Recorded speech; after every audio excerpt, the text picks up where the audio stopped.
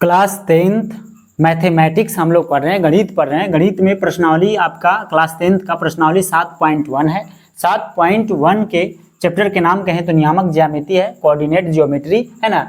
प्रश्नावली 7.1 के हम लोग क्वेश्चन नंबर 5वां सोल्व करने जा रहे हैं। आइए, क्वेश्चन VVI है, मोस्ट है। आइए इसको हम लोग समझते हैं। क्वेश्चन कहता है, प्यारा सा क्वेश्चन है।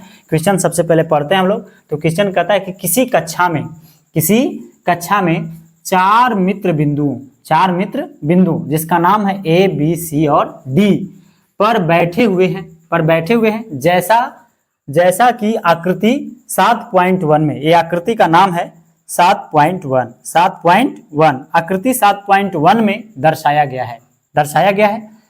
चंपा और चमेली कक्षा के अंदर, चंपा नाम की एक लड़की है, चमेली नाम का है ना। चंपा और चमेली कक्षा के अंदर है ना आती है और कुछ मिनट तक देखने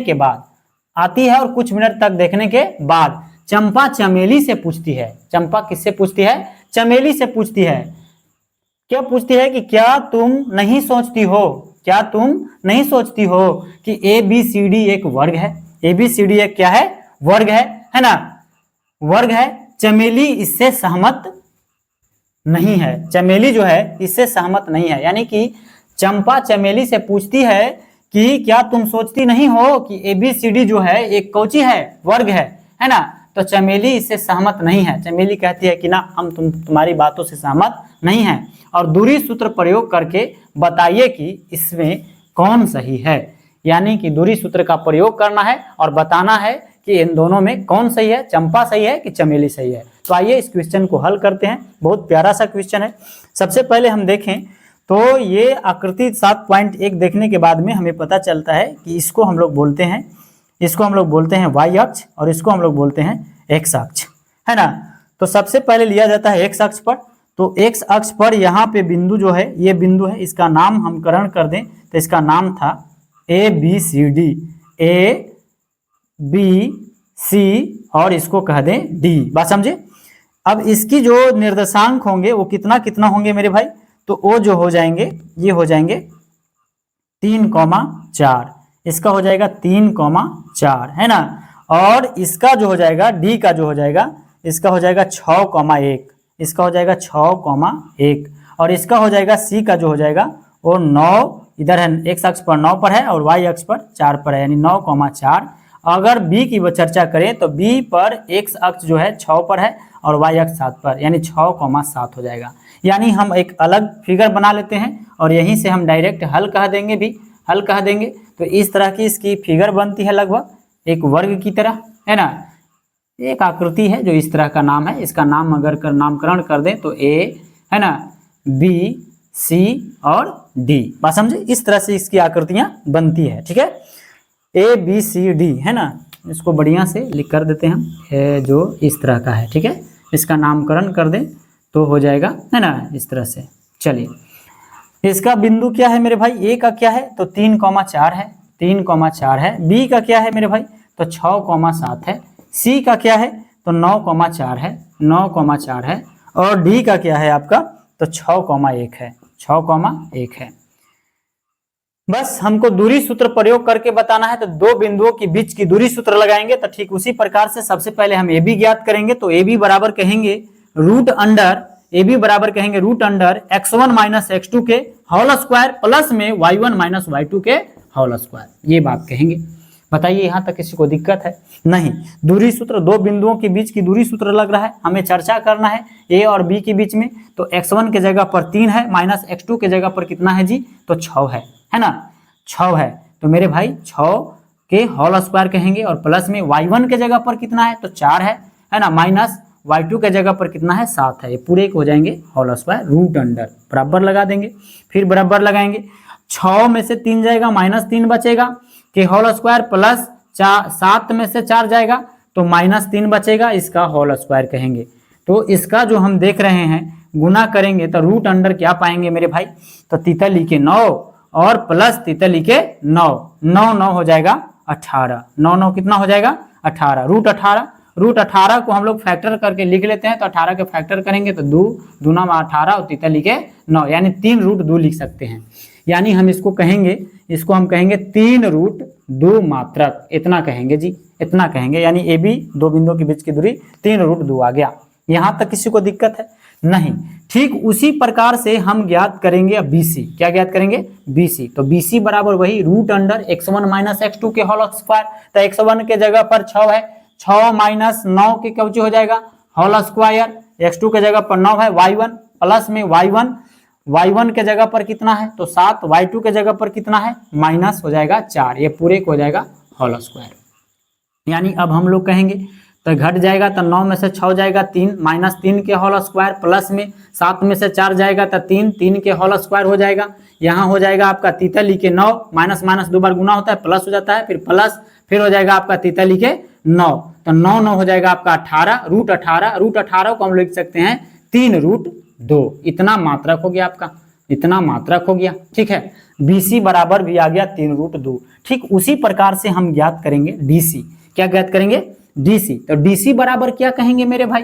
DC बराबर क्या कहेंगे? तो वही दूरी सूत्र लगा देंगे, तो रूट अंडर है ना x1 - x2 यानी 6 - 9 के होल स्क्वायर प्लस -1 माइनस कितना 4 के हो जाएगा होल स्क्वायर, है ना।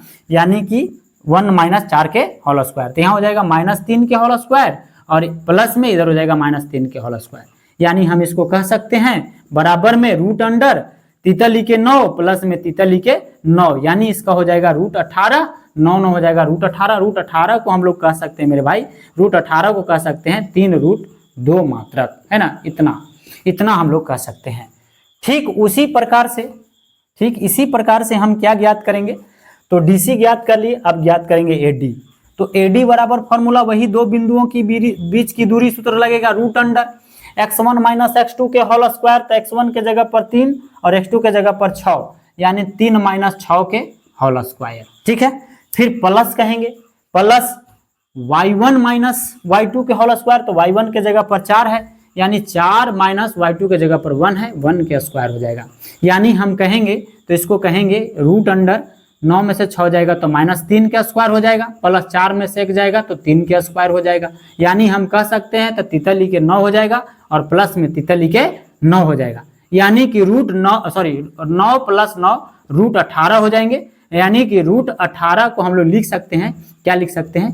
तो √18 को हम लोग लिख सकते हैं 3√2 मात्रक, है ना।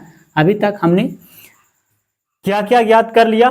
तो AD ज्ञात किए, उसके बाद में BC ज्ञात कर लिए, उसके बाद DC, है ना, और उसके बाद में AD। यानी कि हम लोग चारों भुजा ज्ञात किए, 1 है ना, 2 3 4, 4 भुजा ज्ञात कर लिया।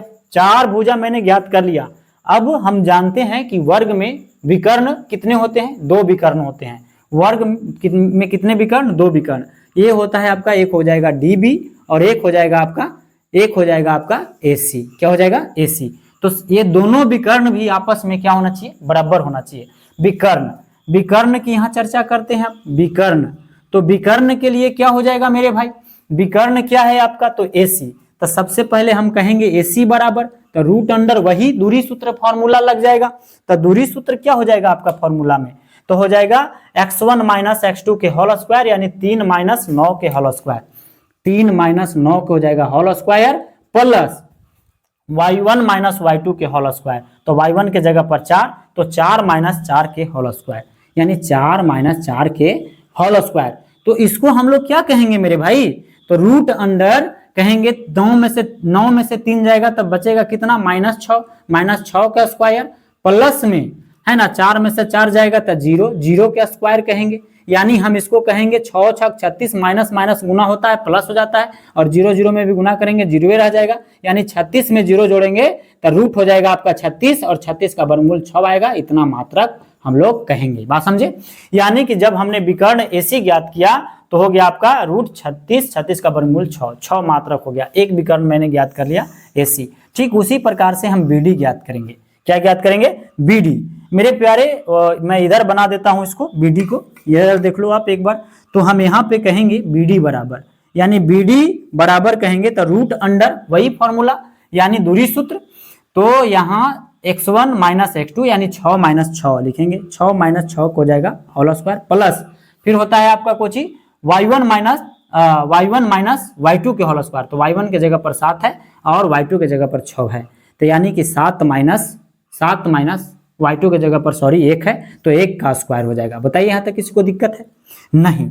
इतना का होल स्क्वायर हो जाएगा मेरे भाई 0, 6 में से 6 जाएगा 0, 0 का स्क्वायर कहिए, प्लस में 7 में से 1 जाएगा तो हो जाएगा 6, 6 का स्क्वायर हो जाएगा रूट अंडर, यानी कि हो जाएगा 0 का स्क्वायर प्लस में रूट 36 6 का स्क्वायर बराबर में हम लोग क्या कहेंगे, तो ये हो जाएगा आपका 36। क्या हो जाएगा? 36। और 36 का वर्गमूल क्या आ जाएगा आपका? 36 रूट 36, 36 का वर्गमूल आ जाएगा 6 मात्रक, 6 मात्रक। तो भाई मेरे हम यहाँ पे देखें, इसको हम मिटा देते हैं, माफ कीजिएगा, इसको हम मिटा देते हैं थोड़ा सा। मिटाने के बाद में हम यहाँ पे देखें थोड़ा सा, तो हमने देखा, क्या देखा यहाँ पे, तो हमने जो देखा वो देखा क्या चीज, तो वो देखा कि यहाँ पे क्या देखा, तो वर्ग जो है हमने देखा कि AB बराबर BC बराबर DC बराबर AD, यानी कि वर्ग के चारों भुजा आपस में क्या होती है? बराबर होती है, यानी कि सभी भुजा हमको बराबर मिला, यानी इस में BC भी हो जाएगा आपका क्या, तो 3 रूट 2 हो जाएगा, बराबर DC भी क्या हो जाएगा? 3 रूट 2 हो जाएगा, AD भी क्या हो जाएगा आपका? 3 रूट 2 हो जाएगा, यानी चारों भुजा बराबर है। तो हम जानते हैं वर्ग की ऐसी डिफिनेशन जानते हैं कि वर्ग में चारों भुजा क्या होती है? आपस में बराबर होती है, आपस में क्या होती है? बराबर होती है। यहाँ पे विकर्ण की चर्चा करें हम, तो विकर्ण भी इसको बराबर है, यानी कि AC बराबर क्या आया हमको?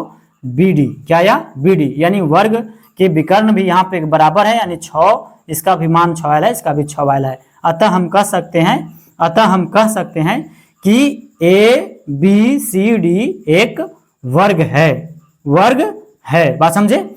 या अतः यानी कहने का मतलब है कि चंपा की कहना सत्य है, चंपा की कहना सत्य है, चंपा सही